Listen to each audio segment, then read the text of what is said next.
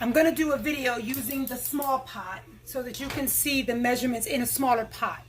So first we start off with a little bit of oil. And I'm not good with measurements, so I don't know how much that is, but you saw it. You can use olive oil. I'm using canola because olive oil is getting too expensive for me to keep playing with. All right, I'm going to be using 3 cups of rice in here. So we're going to take the adobo, our regular adobo. I buy the one without pepper. And here we go. 1, 2, 3, 4, 5, 6, 7, 8, 9, 10. That's how much adobo I put. And then we're using the sofrito, the Reina brand. And I put my big eating spoon, the bigger one. And we're going to throw in here 1, 2, 3, about 4 of those spoons, not really measured, in there. I'm going to put Spam turkey. That's my choice of meat. This is about half of a Spam, can of Spam.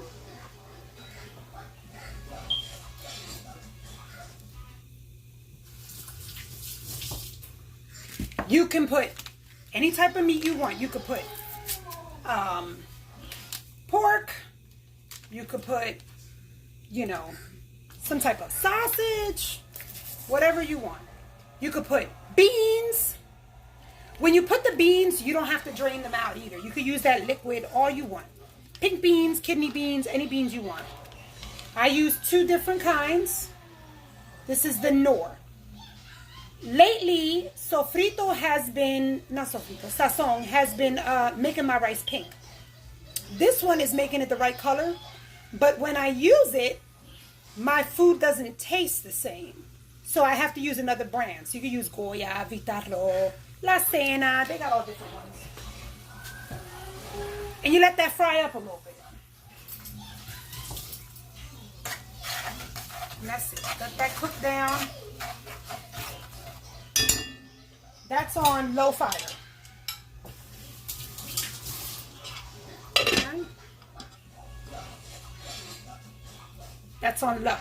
So let that fry up a little bit. All right, you're going to take the lid off. And it's frying up nice. That's what you want, all your flavors. You know, you can add chopped onions to this if you wanted to. Also, if you wanted to add a little more flavor, that's not a problem. A lot of people do that. I don't need to because you got sofrito in it, so it's like, why am I chopping things? You know, if I don't have to chop nothing, why bother? I got sofrito. Sofrito has onions in it, but you can. And then you put your water. So this is 3 cups of rice, and then the 6 cups of water, because it's parboiled. There we go, perfect. Now we get our big rice spoon and go to town. Make sure you mix all that stuff in there so that, you know, you don't have some pieces of rice that are white and others that are the right color. Put your flame on high fire and let it cook without a lid until it dries up. You're basically going to follow the same directions you would when you cook regular plain white rice. So we're going to let that cook down. Okay, we're almost getting to the point where I should be able to lower the fire soon. It's still a little too wet. It's got to dry up just a little bit more. I don't know if you can tell how much liquid is in there, but it's still too wet. If I was to try to turn it on low now and steam it, it will come out all mushy and gross. All right, this is a little more drier. So now I'm going to stir it and try to, you know, grab the bottom, flip it to the top. And now I'm going to put the top on and lower the fire. Lower it on low, not medium low, low. And let that steam until it's soft and fluffy the way that you like it.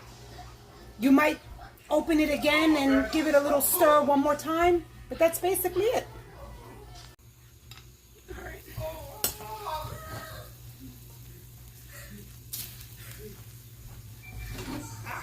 Have you ever dropped a cup of coffee before? Yes, a couple days ago. Really? Yes. What happened? Now you see it's nice and fluffy. It's still a little wet though, so I'm gonna have to leave it in here a little bit longer.